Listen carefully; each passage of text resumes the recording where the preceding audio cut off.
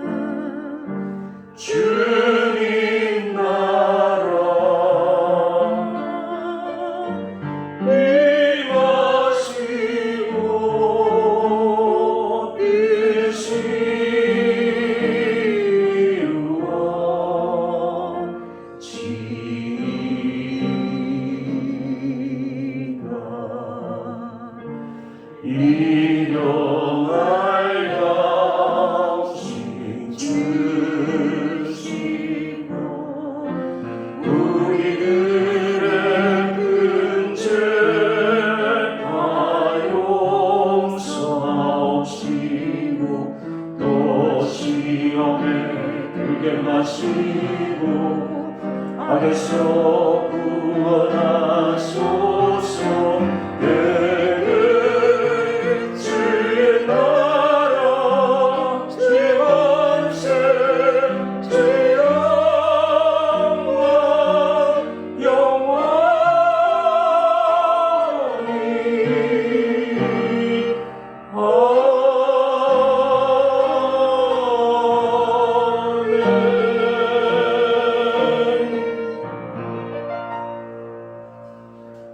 교동은 135번입니다. 주보는 미스프림 중입니다. 성령 강림절 첫 번째 말씀을 교독을 하겠습니다.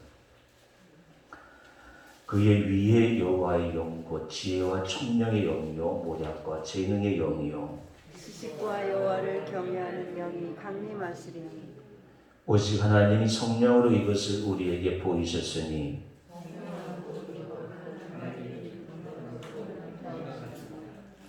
내가 아버지께 구하겠으니 그가 또 다른 보혜사를 너희에게 주사 영원토록 너희와 함께 있게 하리니 그는 진리의 영이라. 보혜사 곧 아버지께 내 이름으로 보내실 성령 그가 너희에게 모든 것을 가르치고 너희가 너희 안에 말한 모든 것을 생각나게 하리라. 오직 성령이 너희에게 임하시면 너희가 권능을 받고 예루살렘과 온 유대와 사마리아 땅 끝까지 이르러 내 증인이 되리라 하시니라. 아멘.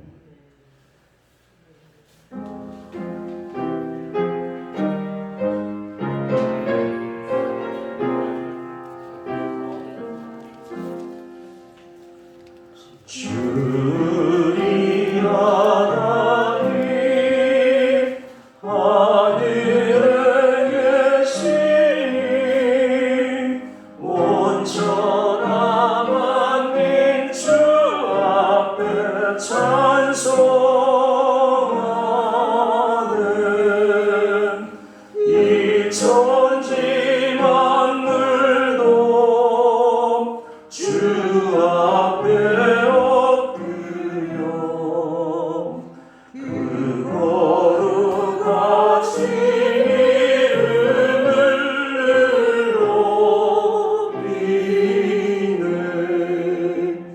주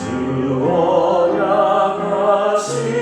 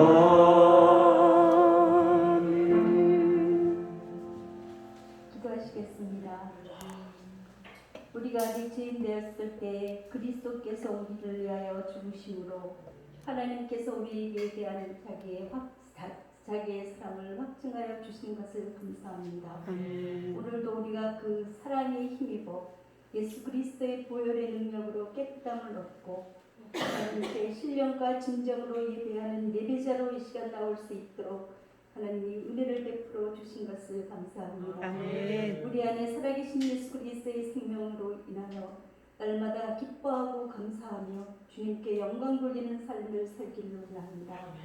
살아계신 주님, 주님의 그 한량없는 사랑과 은혜와 축복이 우리의 삶을 날마다 인도하여 주시지만 우리는 자주 좌절하고 절망하고 실망하여 넘어지고 쓰러질 때가 많았음을 주님 앞에 고백합니다. 예수 그리스도의 영이 우리를 강건하게 붙잡아 주시며 말씀으로 우리를 인도하고 지도하여 주심에도 불구하고 인간적인 나약한 생각과 감정 때문에 우리가 하나님 앞에 온전하게 서지 못한 연약함들을 용서하여 주시기를 원합니다. 거룩한 주의 성령께서 우리 한 사람 한 사람을 지병하여 부르시고 주님의 거룩한 자녀로 세워주셨사오니 이제는 옛 습관을 벗어버리고 온전히 예수 그리스도의 영의 인도함을 받는 하나님의 사람들이 되게 하여 주시기를 원합니다. 살아계신 주님, 196 기도회를 통하여 우리 개인적인 영성이 풍성하게 되살아나게 하여 주시며 교회가 이 기도회를 통하여 새롭게 부흥하는 거룩한 역사가 일어나게 하여 주시기를 원합니다. 특별히 네팔에서 온 영성교회를 통하여 하나님 거룩한 나라가 확장되게 하여 주시며 이 일을 위해 기도하는 영성교회를 통하여 하나님 열방을 허락하여 주시고 열방을 선교지로 허락하여 주시며 열방을 품고 기도하는 영성교회가 되게 하여 주시기를 원합니다. 이 시간도 연약하여 이 자리에 나올 수 없은 우리 성도들을 하나님 한 사람 한 사람 긍휼히 여겨 주시사 말씀과 기도 안에 굳건히 서게 하여 주시고 이 어렵고 힘든 환난의 때를 믿음으로 승리할 수 있도록 하나님 축복해 주시기를 원합니다. 이 시간 목사님을 단위에 세우셨사오니 그 입술을 통해 선포되는 말씀이 하나님의 말씀으로 우리 영혼을 새롭게 하며 한 주간도 믿음으로 승리하는 귀한 말씀으로 우리를 채워주시고 우리 심령 속에 그 말씀이 들려오게 하여 주시옵소서. 우리에게 말씀하여 주시옵소서. 겸허한 심령으로 말씀을 받고 그 말씀으로 승리할 수 있도록 하나님 축복하여 주옵소서. 사랑하는 아버지, 연약한 성도들이 있습니다. 영육을 강건케 치료하여 주시고 아버지께 신령과 진정으로 예배하는 자들로 다시 한번 세워주시기를 원합니다. 이 시간 주의 성령께서 함께하여 주시고 우리 예배를 받아주심을 감사하며 예수 그리스도의 귀하신 이름으로 기도하였습니다. 아멘.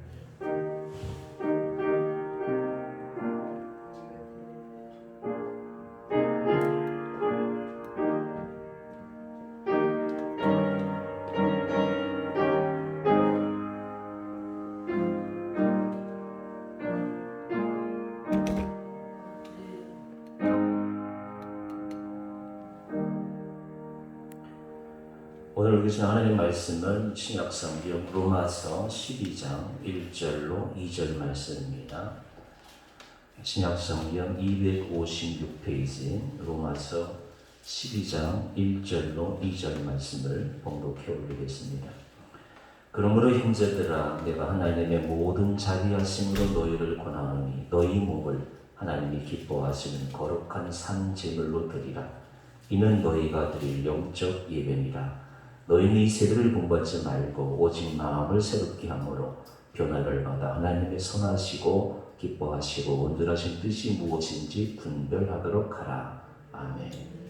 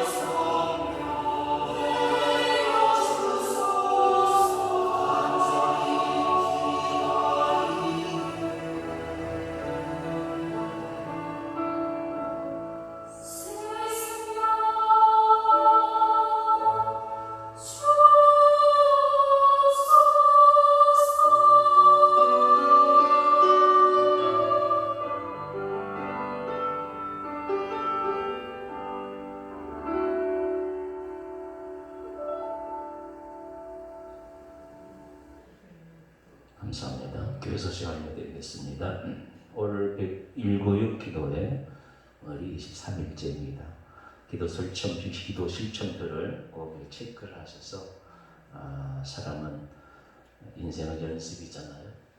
하루하루 돌아보면서 100일간 8월 초에 끝나는데 100일간 우리의 기도가 하나님께 온전히 상달되어지는 귀하고 복된 시간이 될 수 있기를 간절히 바랍니다. 신앙구전 도서 이제 오늘부터 한 권씩 읽게 되는데 아침 저녁으로 하루 시간 정해서 꼭 내셔가지고 A4 한 장짜리니까 시간 내서 읽어보시고 이제 매주 한 권씩 나가니까요. 기독교 고전 중에서 이런 책이 좋은 책이구나. 아마 여러분들 쭉 보시면서 매년 이맘때쯤 끝날 때 52권의 책을 읽었다라고 하는 풍만한 그런 기쁨도 누릴 수 있는 시간들이 되시기를 간절히 바랍니다. 그리고 제가 이 카톡의 운영위원들 카톡방에 있고 또 이제 여성 카톡방에 있는데 중요한 소식들을 이제 제가 그 방을 통해서 알려드리고 있는데 우리 황이태 집사님, 황이태 안수 집사는 이제 7월부터 대표 기도에 참여하기로 했습니다. 그리고 이제 설수비 권사님, 또 이정욱 권사님, 그리고 권사님들 중에서 기도 참여하실 분들은 마음으로 준비하시고 같이 해주시면 감사하겠습니다. 강요가 아니니까 부담 갖지 마시고 기쁜 마음으로 참여하시면 되겠습니다. 이제 우리 같이 기도드리고 하나님 말씀 듣도록 하겠습니다. 올 196 기도를 통해서 개인과 교회가 부흥하게 하옵소서. 오늘 성령 강림절을 맞아서 모든 교우들 올 한해도 코로나 두해째 성령 충만함으로 모든 걱정, 불안, 근심 이기게 해달라고 성령 충만케 해달라고 기도해 주시고 여러 가지 이제 그 좌파 정부 때문에 기독교 사립학교들 저는 고등학교도 중고등학교도 기독학교 나왔고 또 대학교도 신학교 나온 사람인데 기독교 사학들이 굉장한 도전을 받고 있습니다. 그래서 기독교 사립학교들이 신앙교육을 할 수 있도록 하나님께서 크신 은혜 베풀어 달라고 그리고 선교사님들의 건강과 사역을 지켜달라 우리 함께 기도드리겠습니다.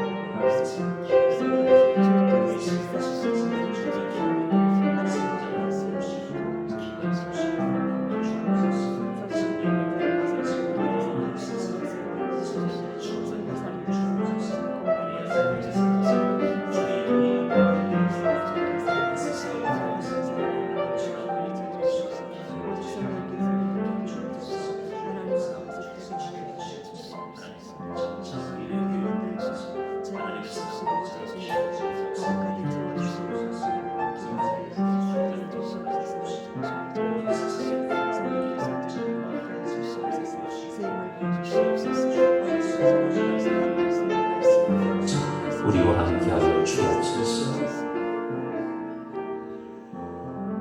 코로나 뒤에쯤 하는 우리에게 오늘 주께서 같이 전교인 기도회를 개최할 수 있도록 도와주심을 감사합니다. 개인의 부흥과 교회의 부흥과 가정의 부흥을 허락하여 주옵소서. 인생은 인간은 하나님을 성장하는 기쁨이 있어야 되고 내 안에 하나님이 주신 은혜의 평안함이 그 기쁨이 충만해야 할 것이 없는데 하나님이 이 100일간 기도회를 통해서 우리 마음속에 성령의 기쁨과 내 마음의 평안의 기쁨이 넘치는 시간이 될 수 있도록 역사하여 주옵소서. 악한 마귀 종도 틈마터도록 주의 성령의 검으로 우리를 보호하시고 우리 교우들의 가정과 저들의 모든 생업을 축복하시고 주님 영광 받아 주옵소서. 성령 강림제를 받아서 온 세상이 성령으로 충만케 하여 주옵소서. 그래서 세상의 모든 악들이 사라지게 하시고 하나님의 평안과 하나님의 기쁨이 넘치는 온 지구 땅이 될 수 있도록 도와주옵소서. 2000년에 오신 예수 그리스도의 영이 오늘도 우리로 충만케 하여 주셔서 우리의 생이 성령과 동행하시고 성령이 주신 기쁨으로 충만한 생을 살아갈 수 있는 우리 모두가 되게 하여 주옵소서. 이 나라의 미래의 교육을 책임진 사립학교들이 위태한 지경에 놓여 있사옵나이다. 하나님, 이 나라의 경제 성장과 하나님 교육의 성장은 여러 가지 요인들이 많이 있으며 특별히 기독사학들이 기여한 바가 많이 있사옵는데 이것을 송두리째로 하나님 무시하고 기독사학들의 건학 이념을 무시하는 정부의 잘못된 관행들을 주께서 붙잡아 주시고 시정되게 하시며 기독사학들이 더욱더 주 예수 그리스도의 성경의 정신으로 미래 교육을 책임질 수 있는 학교 교육이 특별히 기독교 사학 교육이 될 수 있도록 주님 역사하여 주옵소서.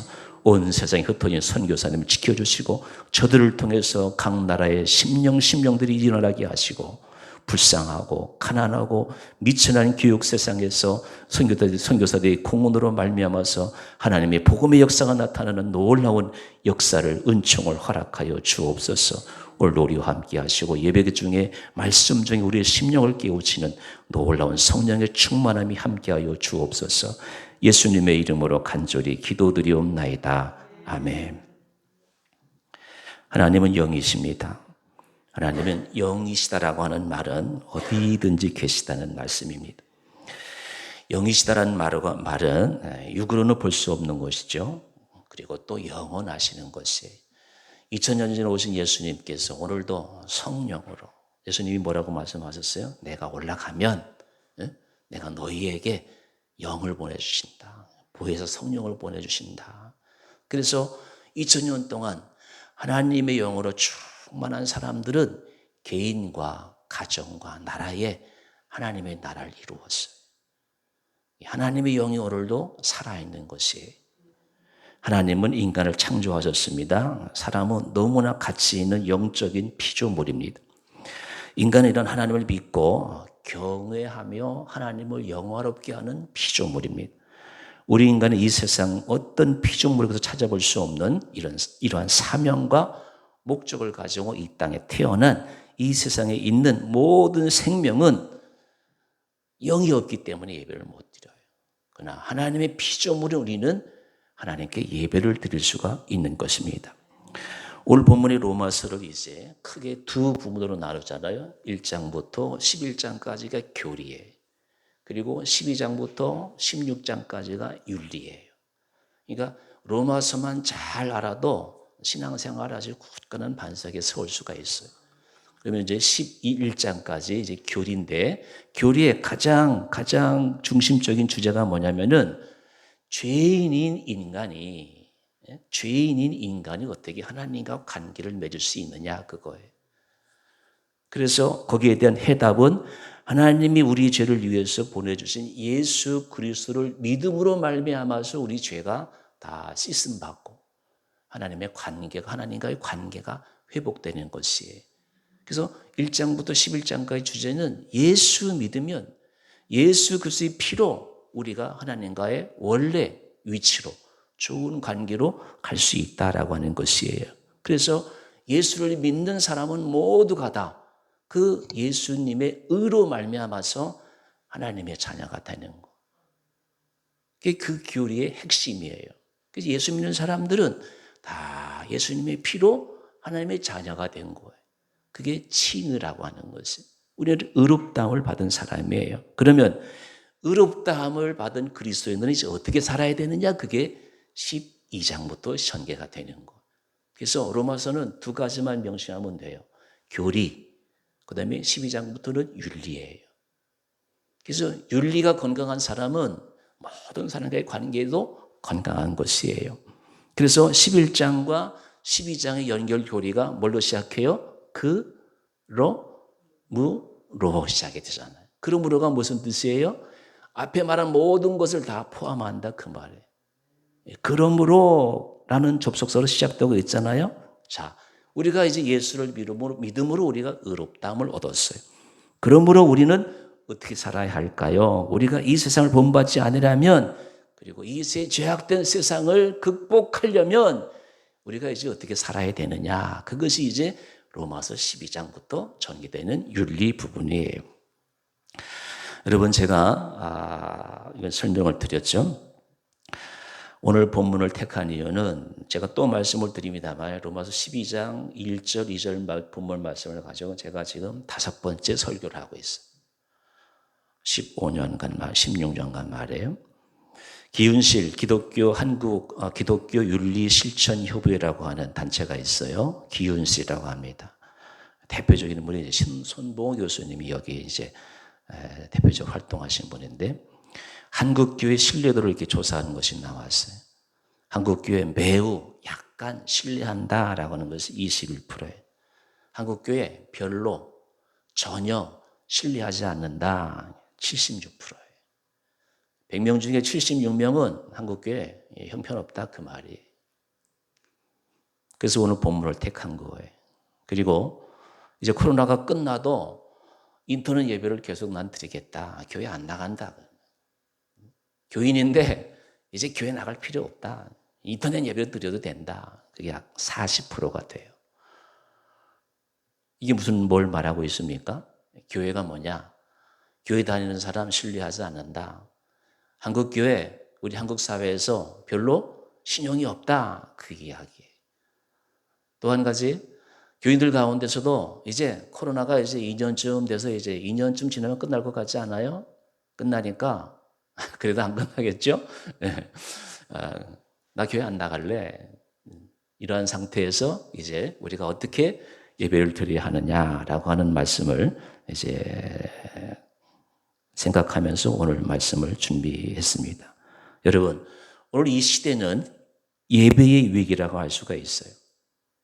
성경의 역사를 이제 대개 6,000년으로 잡거든요. 6,000년 역사를 뒤돌아보면은 두 부류의 사람들을 만날 수가 있어요. 아벨의 자손과 가인의 자손이. 아벨의 후손들은 어디를 가도 제단을 쌓았어요. 예배를 드렸다 그 말이에요. 예배자들이야. 그러나 가인의 후손들은 똑똑해요.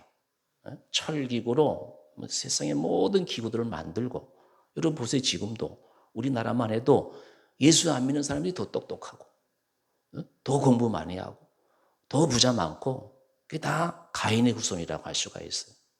다 그렇지는 않습니다만 어쨌든 제가 요약하는 것은 아벨의 후손들은 하나님의 영이 있어서 하나님께 예배 드려요. 그런데 가인의 후손들은 하나님이 없어요. 예배 드릴 의무도 없고 예배 드릴 마음도 안 생기는 거예요. 성경을 쭉 6,000년 동안 돌아보니까 아벨의 자손과 가인의 후손들이 있는 것이에요. 그래서 아벨의 후손들은 어디를 가도 예배를 드려요. 그러나 가인의 후손들은 필요 없다는 거예요. 그게 성경의 6,000년의 역사예요. 여러분, 인간의 위기는 기후, 큰 걱정이잖아요. 기후. 이 남극, 북극에 있는 얼음들이 녹아가는데 지구가 온전하겠어요? 앞으로 큰 문제일 거예요. 그래서 지난번 미국의 대통령은, 전임 대통령은 나 그런 거 안 들어가. 근데 바이든 되면서 기후 협약 기구에 들어가잖아요. 그만큼 중요한 거예요. 그리고 경제, 이거 뭐 앞으로 누구든 장담 못해요. 경제가 어떻게 될지.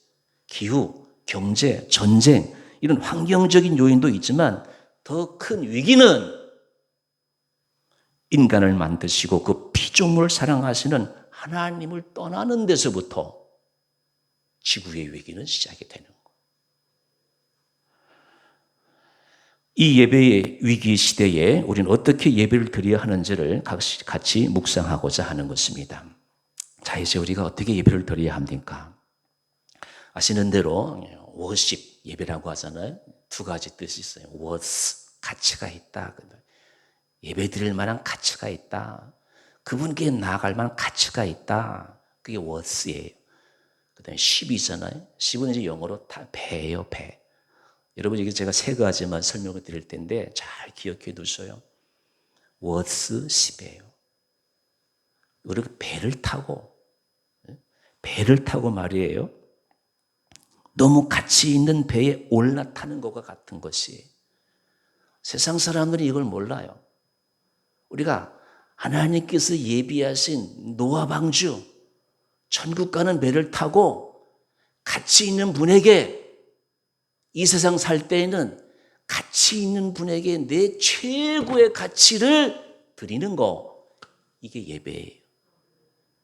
그리고 이렇게 가치 있는 내 최고의 가치를 그분께 드리고 평생 그렇게 살면 하나님께서 예비하신 배를 타고 천국에 가는 거예요. 이게 예배예요. 이 워십을 모르는 사람은 이 기쁨이 없기 때문에 그냥 세상이 좋은 거예요. 돈 좋고 쾌락 좋고 책 좋고 지식 지혜 좋고 세상 것만 추구하는 거예요.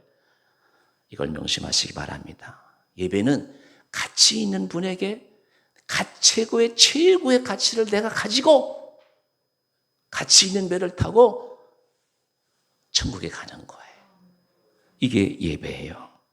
하나님께 가장 귀한 시간, 우리 인간의 모든 삶 가운데 말로 형용할 수 없는 기쁨과 감격과 은혜와 구원을 주시는 축복의 시간이 바로 예배 시간이에요. 그 다음에 두 번째로 이제 무슨 말씀드렸고, 시분, 또 신분이라는 뜻이 있어요. 신분. 뭐라고요? 신분이에요.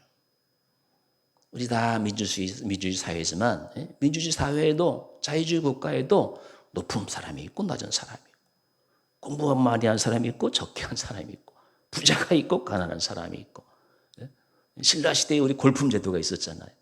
인도에는 카스트 제도가 있고, 사람이 그 옷에 따라 가지고, 입는 옷에 따라 가지고 신분이 정해지는 거예요. 예배가 뭐냐라고 했을 때, 여러분, 가치와 신분이라는 두 단의 합성어인데, 여러분, 세상의 주인이신 최고의 신분을 가지신 하나님께 예를 다하여 경배하는 것, 그게 예배예요. 여러분, 우리는 하나님이 세상을 창조하신 분이잖아요. 믿는 사람들이잖아요. 그러니까 그래서 예수님 우리가 뭐라고 그래요? 만왕의 왕이다 그러죠. 만유의 주라고 하잖아요. 만왕의 왕이신 하나님께, 만유의 주이신 주님께 나아가는 거, 그게 예배예요. 자, 배를 타고 가는 거예요. 그 다음에 최고의 신분께 내 최고의 것을 드리는 거, 여러분, 이게 예배예요. 그래서 존 버카르트는 예배를 이렇게 설명하고 있어요. 예배란 하나님께서 우리를 위해서 하셨고 하시고 계시며 앞으로 하실 일일 것에 대한 기쁨의 응답이에요. 이게 예배예요. 하셨고 하시고 계시며 하실 일에 대해서 최고의 기쁨을 드리는 행위가 예배예요. 저도 이제 손자를 받았어요. 여러분, 제가 할아버지가 됐어요. 저 먼 미래가 보여요. 그게 할아버지예요. 손주를 통해서 저 먼 미래가 보이는 거예요. 우리가 하나님께 예배하면 앞에 무슨 일이 날지 모르지만 하나님께서 내 육과 내 영혼을 지켜주시는 것을 환히 보고 있는 거예요. 그게 예배예요. 이 기쁨을 가지고 우리가 예배에 참여하는 것이에요. 맥스 루카이도는 이렇게 이야기했어요. 예배란 하나님의 위대하심을 높이는 행위이고 또 하나님에 대한 우리의 시야를 넓히는 것이라고 했어요. 성경에 보면은 모세가 그렇고 다윗이 그랬고, 하나님을 만난 사람들은 그 순간부터 시야가 활짝 열려요. 시야가 시온의 대로가 되어가지고, 그래서 하나님이 보여주시는 그 길로 걸어갈 때 모세가 될 수 있었고 다윗이 될 수가 있는 것이에요. 그러면 예배란 최고의 신분을 가지신 그분께 내가 최고의 행위를 드리는 것, 그것이 바로 예배예요. 그 다음에 헬라어도 한 가지 더 설명을 드리겠습니다. 프로스큐네오라고 하는데 헬라말은 프로스큐네오. 이제 여러 가지로 해석하는 학자들도 있어요. 엎드린다라는 뜻도 있고, 그분의 발등 앞에 엎드린다 그런 뜻도 있고요. 네, 프로스라는 말은 나간다, 앞으로 간다, 앞으로. Q온인데 Q네오인데 이제 나가는 거예요. 무슨 이야기예요? 우리 인간이 하나님 앞으로 가까이 나가는 시간이 예배예요. 그래서 하나님께로 가는 사람들은 다른 길로 갈 수가 없어요. 이 예배가 꼭 필요한 것이에요. 하나님께로 나아가야 나를 돌아볼 수가 있는 거예요. 그래서 시편 73편 28절에 보면은 하나님을 가까이 함이 내게 복이다 그랬어요. 하나님을 가까이 하는 것이 복이에요. 여러분 이스라엘 12지파 보세요. 이스라엘 12지파 가운데서도 하나님이 특별히 점지한 지파가 있어요. 무슨 지파예요? 레위 지파예요. 레위 지파 가운데서도 아론의 자손이 있어요. 그 아론의 자손들이 제사장이 되고 이 지성소에만 들어갈 수 있는 게 바로 대제사장이에요. 이스라엘이 선택받았고 이스라엘 중에서 12지파 가운데서 레위 지파가 선택받았고 그 레위 지파 가운데서도 아론의 자손들이 하나님께로 가까이 간 거예요. 이게 복이에요. 이게 복이에요. 그래서 교회에서도 보면은 신앙생활을 잘하고 교회를 잘 섬긴 사람을 교회에서는 장로로 권사로 성전을 가까이 교회에 하나님께 가까이 세우는 거예요. 하나님의 은혜로 우리가 점점 더 하나님께 가까이 가서 예배의 기쁨과 예배를 드리는 자에게 하나님께 주시는 이 축복을 다 만세에 이르도록 누리시는 우리 모두가 될 수 있기를 주의 이름으로 기원합니다. 또 한 가지, 유대인들은요 예배를 어렸을 때부터 집중적으로 가르쳐요. 저는 신학교 다닐 때부터 교육도노사 해가지고 또 부목사하고 또 이제 이렇게 성인 목회를 하잖아요. 제가 영국에서 말하는데 요람에서 무당까지 말해요.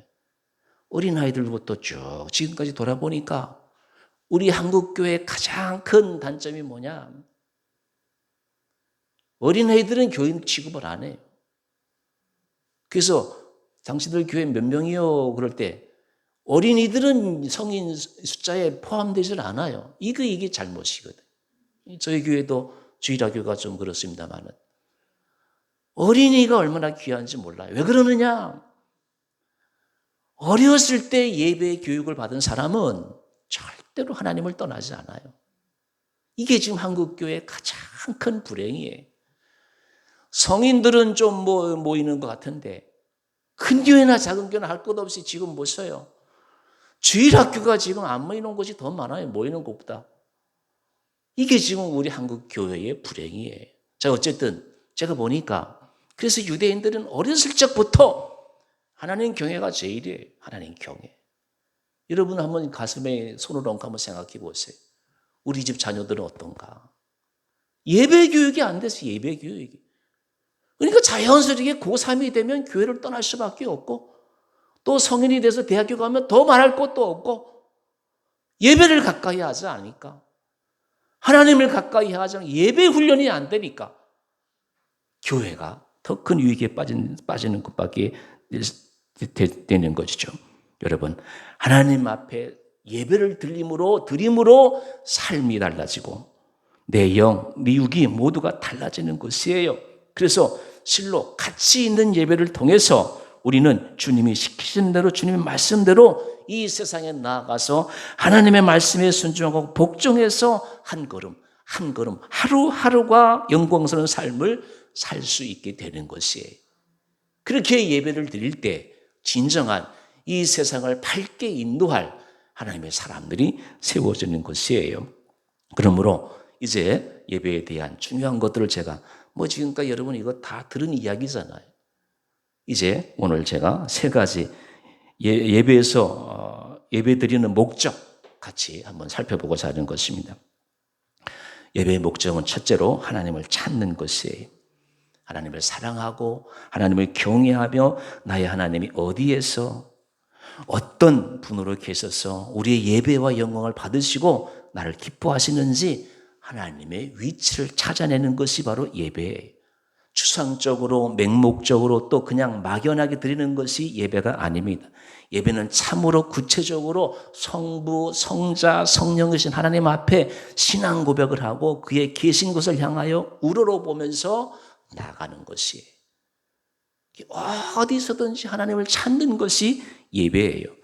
여러분, 저는 역사학자가 인류 미래학자가 아닙니다만 성경을 알고부터는 세계가 어디로 흘러가는지를 알겠더라고요.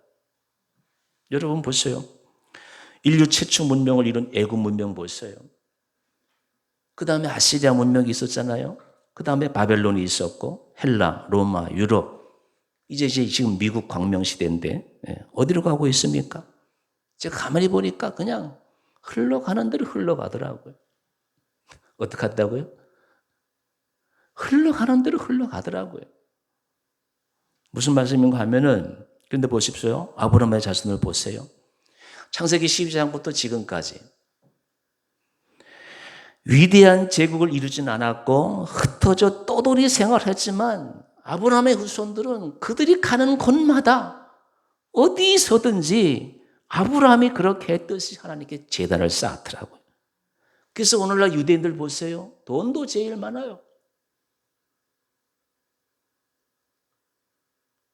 아버지 조상 아브라함이 어디를 가든지 먼저 제단을 쌓았던 것처럼 유대인들은 돈도 제일 많고 정치도 돈이 많으니까 쥐락펴락하고 예배 드리는 삶을 살았더니 여러분, 하나님께서 유대인들을 지켜주셨어요. 그러므로 애굽, 바벨론, 미국 바라보지 마시고요.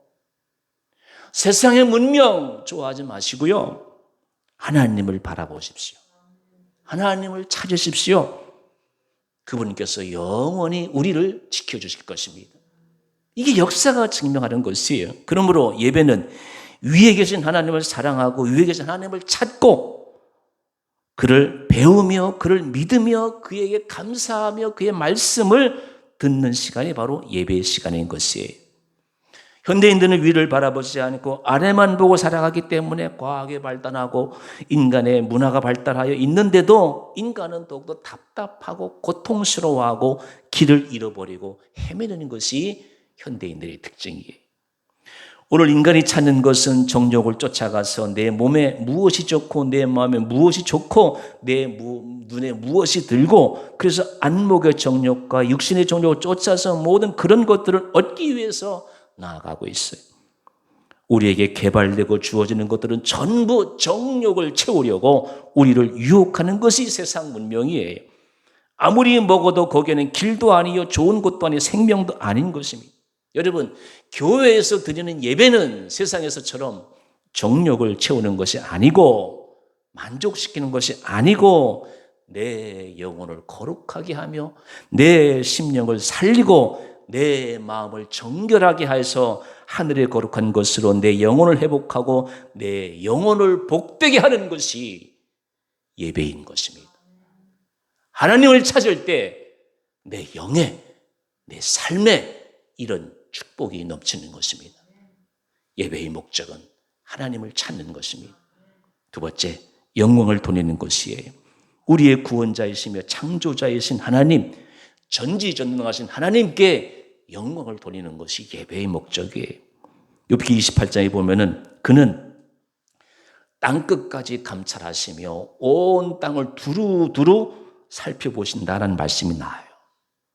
그는 거룩하시며 지혜가 한이 없으시며 의로우시며 선하시며 인자와 자비와 영광이 무한하시며 인간의 행위를 하나하나 달아보셔서 축복할 사람을 축복하시고 심판할 자를 심판하시는 이런 하나님께 예배드리는 것이에요. 이 세상의 모든 종교는 나를 위해서 가는 거더라고요. 내 아들 건강, 내 딸 결혼, 아들 낳고 딸 낳고 남편 잘 되고 내 몸 건강하고 이런 목적으로 가는 거예요. 교회는 그게 아니에요. 교회는 그런 것 때문에 오는 게 아니에요. 하나님께 예배 드리려고 오는 거예요. 하나님을 기쁘시게 하려고 오는 거예요. 세상 종교는 늘 가는 것이 아니에요. 아플 때만 가더라고요. 어려운 일이 있을 때만 가더라고요. 그러나 교회 예배 드리는 날은 하나님께서 정해 주셨어요. 일주일 중에 하루 안식일, 우리는 주님 부활하신 날에 부활주일, 주일에 하나님이 정해 주셨어요. 세상 사람은 아플 때만 자기 신을 찾아가더라고. 사업에 실패할 때만 찾아가더라고. 우리는 하나님이 정하신 날에 하나님께 영광을 드리러 오는 것이에요. 그래서 제7일은 하나님 앞에 거룩한 날 홀리데이라고 하죠. 다른 얘기로는 헤븐리 데이, 하늘의 날에 하늘, 천국의 날에 천국의 날. 홀리데이로, 헤븐리 데이로, 하늘의 날로 아예 정해서 좋든지 안 좋든지 이날은 하나님이 정하신 날은 하나님께 나와서 예배를 드리는 것이에요. 아들 낳고 딸 낳고에 관계없이 이날은 나와야지. 기분 좋다고 놀러 가고. 그게 아니에요. 기분 안 좋다고 해서 안 나오는 그것이 아니에요. 이날은 오직 하나님을 기쁘시게 하고 영화롭게 하기 위해서 이런 목적을 가지고 살아가는 인생 최고의 목적을 이루는 날이 주의 날이에요. 이게 예배의 목적이에요. 그렇습니다. 교회는 주님을 부르며 주님을 경외하며 주님을 영화롭게 하는 오직 주님만 생각하고 나오는 날이 바로 주의 날인 것입니다.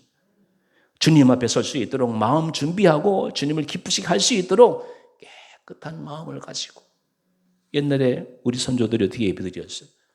주일 되면 그 옛날에는 목욕시설도 없는 시절이었잖아요. 하얀 그 저고리에 검은 치마를 입은 우리 할머니들이 얼마나 많았었어요. 그렇게 예배를 준비하는 것이에요. 목욕도 하고 새 옷도 갈아입고 그리고 잘못된 모든 것들, 복잡한 머릿속에 있는 것들을 다 정리하고 하나님 앞에 나와서 하나님 앞에 내 온몸과 마음이 제물이 되어서 오늘 본문 말씀처럼 너희 몸을 산 제물로 누구에게? 하나님께 드려라. 그게 예배예요. 교회는 하나님께 예배를 드리기 위해서 구별되어 있는 장소에 또 하나님 이처럼 모여서 드리는 예배를 바로 원하시는 것이에요. 우상 숭배는 개별적으로 제 형편대로 언제나 자기대로 가지만 교회는 그렇지가 않아요. 시간을 정하여서 다 함께 모여서 한 목소리로 찬양을 한 마음으로 기도를 다 같이 하나님 앞에 마음과 뜻과 정성을 모아서 드리는 것이 바로 예배인 것입니다. 교회에 나와서 예배를 드리는 목적은 오직 하나, 그렇게 우리가 하나님께 영광을 돌리는 것이에요. 세 번째로 기쁨과 감사와 찬양을 하나님께 드리는 것이에요.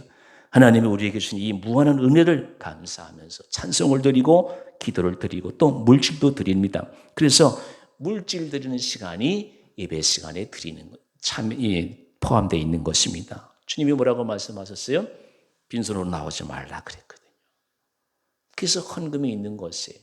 예수 안 믿는 사람 가운데서 이 헌금 시간이 말이에요. 부담스러워서 예수 안 믿는 사람도 있잖아요. 근데 이렇게 하나님을 찾고 하나님께 영광 돌리면 자연스럽게 물질적인 문제는 해결이 되는 거예요. 우리가 이것에서 주님을 만나서 하나님 감사합니다. 나에게 베푸는 은혜가 너무도 기쁩니다. 이 기쁨과 감사와 찬양을 하나님께 드리는 것이에요. 여러분 구약의 예배는 제사 예배잖아요. 말할 수 없이 많은 죄를 지은 죄인이기 때문에 하나님 앞에 나아갈 수 없어서 이제 양으로 비둘기로 소로 그렇게 하나님께 대신 제물을 드렸잖아요. 그러나 신약은 달라요. 오늘 우리 시대는 신약 시대는 예수 그리스도께서 십자가에 못 박히시고 사망 권세 이기시고 부활하시면 말미암아 오순절 마가다락방에 성령이 오심으로 말미암아서 이제 모든 두려움과 죄에서 해방이 되었던 것이에요. 태산같이 많은 죄도 예수 그리스도는 십자가의 보혈을 다 사해 주셨고 원수 마귀를 다 멸해 주셨습니다. 영영 죽을 수밖에 없는 심판의 저주에서 우리를 살려주었기 때문에 이제 우리 남은 생에 하나님께 기쁨과 감사와 영광을 돌리는 것이에요. 자, 이제 말씀을 맺으려고 합니다. 이제 우리 남은 생에 무엇을 하나님을 기쁘시게 해드리겠습니까? 첫째로 온전히 드리는 것. 이 예배의 정신을 알면 온전히 하나님께 드리는 것. 여러분은 지난주에 우리 임 목사님께서 긍휼, 자비를 말씀해 주셨어요. 이 파워포인트에 히브리 말이 적용이 되면 좋은데 영어로 써놓았어요. 레케임이라고. 레케임. 이 긍휼이에요. 저는 여기에다 이제 한 가지 더 여러분에게 보충 설명을 드리려고 해요. 여러분, 유대인들이 유대인들이 생각하는 긍휼이 뭔지 아세요? 긍휼. 유대인들은, 여러분, 저는 솔직히 유대인들 부러워요. 왜? 돈 제일 많죠. 미국의 하버드 대학의 20-30%가 유대인들이죠. 세계 경제를 쥐락쥐락 펴는 사람들이 유대인들이죠. 이 사람들이 생각하는 긍휼이 뭔가? 이걸 의미를 알면 여러분 온전히 드리는 의미를 바르게 이해할 수가 있어요. 자, 유대인들은 이 긍휼을 거기에다가 이제 그 레카임이라고 하는데 이제 한 가지 더 붙여요. 그 유대인들이 생각하는 정의가 뭐냐? 정의. 그게 이제 여기 이제 체데카예요. 체데카. 정의가 뭐냐라고 할 때 이 정의 속에 자비가 포함이 돼요. 그래서 유대인들의 정의 개념은 다른 것이 아니에요. 거기에 긍휼이 포함되어 있어요. 또 righteousness, 의가 포함되어 있어요. 이게 무슨 뜻인가 하면은 유대인들은 하나님께 예배만 드리지 않아요. 반드시 이웃을 생각해요. 그래서 예수님께서는 하나님의 계명을 두 가지로 요약했잖아요. 하나님을 경외하라. 이웃을 사랑해라.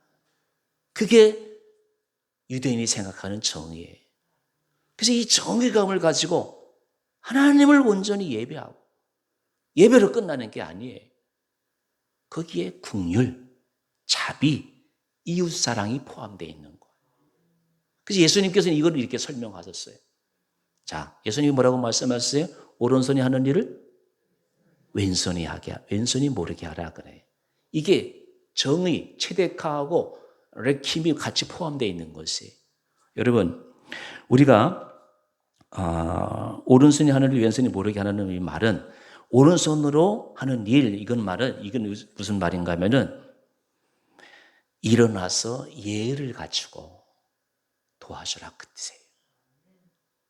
그리고 왼손이 모르게 하라라고 하는 말은 누워서 무리하게 베풀지 말라. 무시하면서 나 이렇게 많아. 그리고 당연히 당신한테 베푸는 거야. 그런 마음을 하지 말고. 예? 여러분 우리가 그렇잖아요. 누워서 하면 삐딱하게 말이에요. 예? 머리장머리 없게 말해요. 예? 그런 뉘앙스가 있잖아요. 그러니까 오른손이 하는 일은 예의를 갖추고 겸손하게 베풀고, 그 다음에 왼손은 누워서 무례하게 베풀지 말고, 이게 유대인이 생각하는 정의예요. 지금 우리나라에서 제일 많이 사람들에게 회자되는 단어가 정의, 공정이잖아요. 성경을 알면 정의가 무엇인지, 공정이 무엇인지를 알 수가 있는 거예요. 정의가 뭐냐? 하나님 앞에 나가는 거예요. 하나님 앞에 나가는 사람은 죄를 지을 수가 없어요. 사람 무시할 수가 없어요. 그게 정의예요. 공정이 뭐예요? 나는 많이 배웠으니까, 나는 많이 가졌으니까 이게 감사해가지고 베푸는 거예요. 이게 자비예요. 이게 이웃사랑이에요. 이게 저들이 이야기하는 체데카예요. 그래서 유대인들은 어제나 오늘이나 항상 하나님을 경외하는 것이 첫 번째. 그게 예배 속에 담겨 있어요.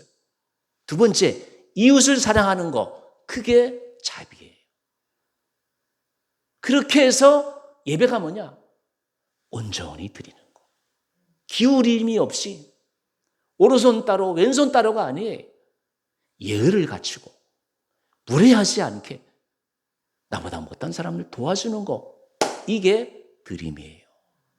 이게 예배예요. 아시겠죠? 온전히 드리는 거예요. 두 번째, 예배는 예배를 통해서 하나님께서 우리를 회복하는 시간이 바로 예배 시간에 시편 51편 10장이에요. 제가 썼진 않았습니다. 시편 51편 10절이에요. 말씀 속에 보면 하나님이요 내 속에 정직한 영을 정직한 마음을 창조하시고 정한 마음을 창조하시고 정직한 영을 새롭게 하옵소서. 그게 예배. 우리 마음은 하나님만이 창조하실 수 있어요. 돈으로 새롭게 안 돼요. 뭐 좀 배웠다고 마음이 새로워지지가 않아요. 예배를 드려야 예배 시간에 하나님이 내 영을 창조하셔요. 마음을 창조하시는 분은 삼성병원 병원장들이 아니에요. 대통령들이 아니에요. 예배 드릴 때 하나님이 내 마음을, 영을 창조하셔요. 아시겠어요? 우리는 어머니 뱃속에서 태어나서 이 세상의 맛을 보기 시작하지만 나를 근본적으로 변화시키시는 분은 내 마음을 새롭게 하시고 내 영을 창조하시는 분은 하나님이셔요. 그래야 예배를 드려요. 그래서 예배를 드려야 되는 거예요. 예배 시간에 하나님의 말씀을 듣는 중에 하나님이 내 영을, 내 마음을 창조하셔요. 맡기셔요. 예배 시간에는 다른 거 다 잊어버리시고 내 영을 새롭게 해달라고, 내 마음을 창조해달라고. 그게 예배예요. 예배 시간에 이루어지는 것이에요. 예배는 영적인 창조의 시간에 좋은 마음은 사람이 창조하지 못합니다. 우리의 잘못된 마음이 가시밭과 같이 우리를 사로잡을 때 성령은 오셔서 예배를 통하여 새롭게 하시는 것이에요.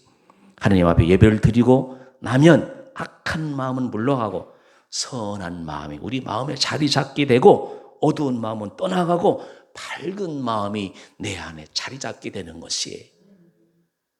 그래서 예배를 통해서 내가 회복이 되는 거예요. 여러분, 이걸 병원에 가서 회복할 수가 있어요? 학교에 가서 회복할 수가 있어요? 밝은 마음, 정직한 영은 예배 시간에 이루어지는 거예요.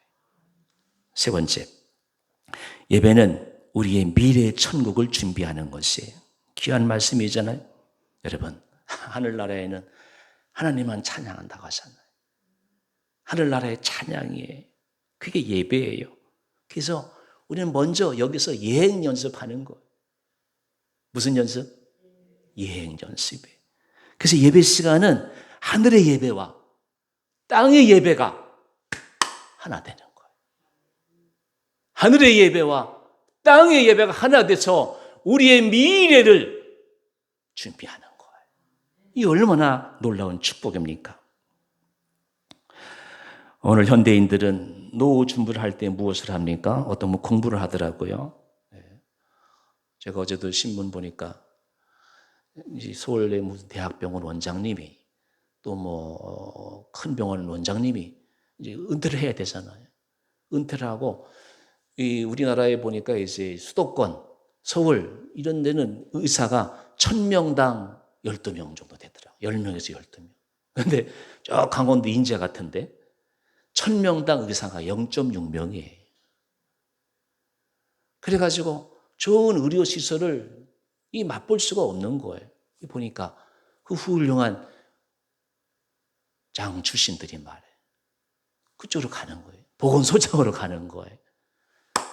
자, 그래서 이제 기자가 물어요. 의사 선생님, 은퇴했어도 시내에서 개업하면 돈 많이 벌 텐데요. 질문해요. 뭐라고 대답하겠어요? 그 훌륭한 의사 선생님들이 그 돈 벌어서 뭐 할 건데? 그 돈 벌어서 뭐 할 건데?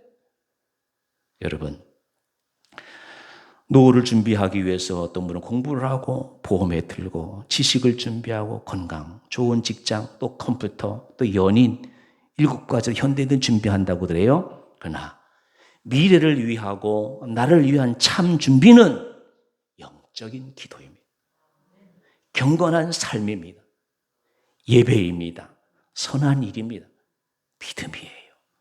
교회에 충성하는 것이에요. 하나님 앞에 감사하는 삶이에요. 그것이 진심을 다하는 예배의 삶이에요. 여러분, 죄송하지만 나이 많아 보십시오. 사실은 다 떠나간다고 하더라고요. 컴퓨터도 떠나가고, 건강도 떠나가고, 자식도 떠나가고, 아름다움도, 공부도, 직장도 다 떠나가요. 80, 90 되면 다 떠나가요. 안 떠나는 거 하나도 없어요.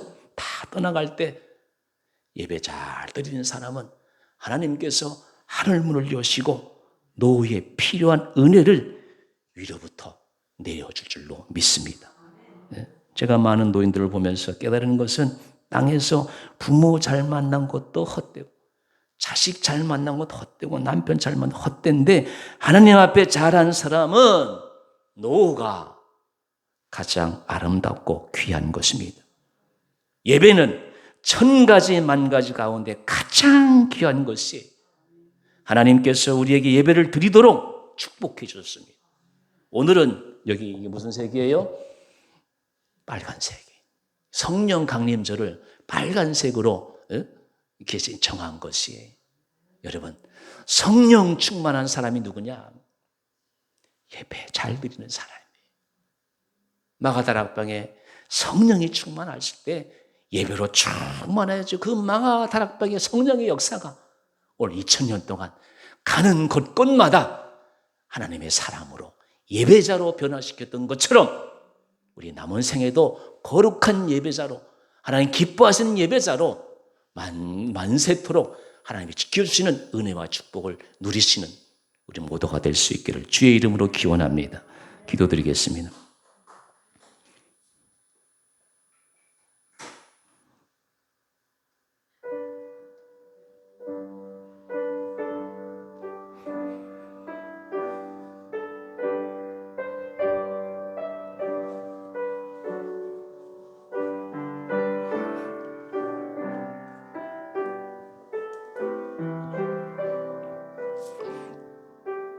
사랑의 아버지 하나님, 우리를 예배자로 삼아주신 하나님의 은혜를 찬양드리옵나이다.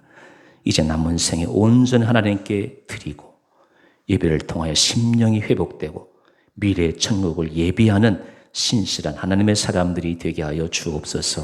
예수님의 이름으로 간절히 기도드리옵나이다. 아멘.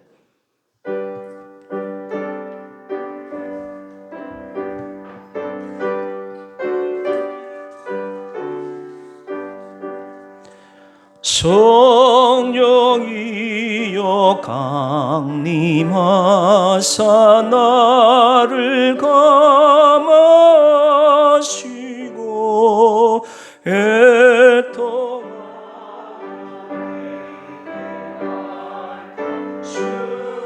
충만하게 하소서. 예수여 비오니 나의 기도 들으사 애통하며 회개할 맘 충만하게 하소서. 성령이여 강림하사 그 신 권능 주소서. 원하옵고 원하오니 충만하게 하소서. 예수여 비오니 나의 기도 들으사 애통하며 회개한 마 충만하게 하소서. 힘이 없고 연약하나 엎드려서 비오니 성령 강림 하옵소서. 충만하게 하소서. 예수여 비오님 나의 기도 들으사 애통하며 회개한 맘 충만하게 하소서. 정케하고 위로하사 복을 받게 하소서. 충만하게 하시오니 무한 감사합니다. 예수여 비오님 나의 기도 들으사 애통하며 회개한 마 충만하게 하소서.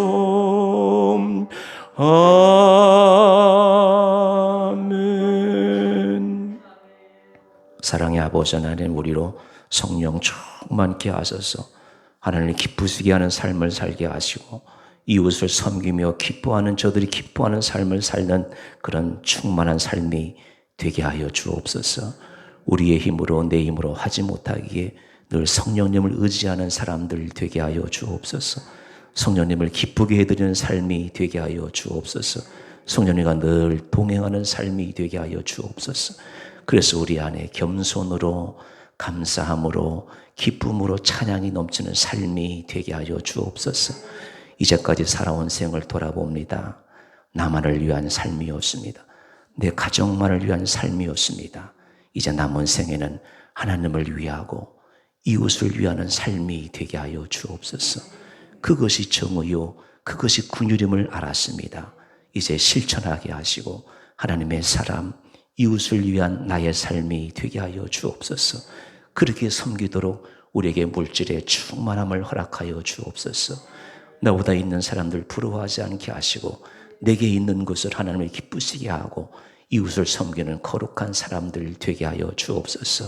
작은 만족함으로 큰 만족을 누리는 하나님의 삶이 되게 하여 주옵소서.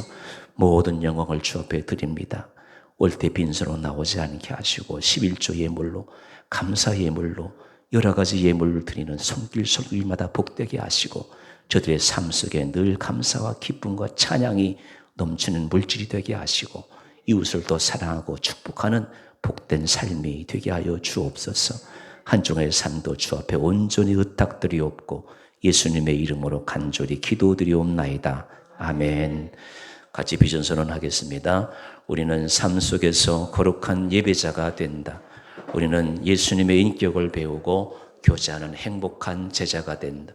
우리는 성령의 능력으로 복음을 전하며 세상을 살리는 성도가 된다. 아멘. 지금은 우리 주 예수 그리스도의 은혜와 하나님 아버지의 극진하신 사랑과 성령의 교통하심이 거룩한 예배자가 실천하는 예배자가 되겠다고 다짐하며 삶의 자리로 나가는 모든 권속들에게 이제로부터 영원토록 함께하옵시기를 축원하옵나이다. 아멘.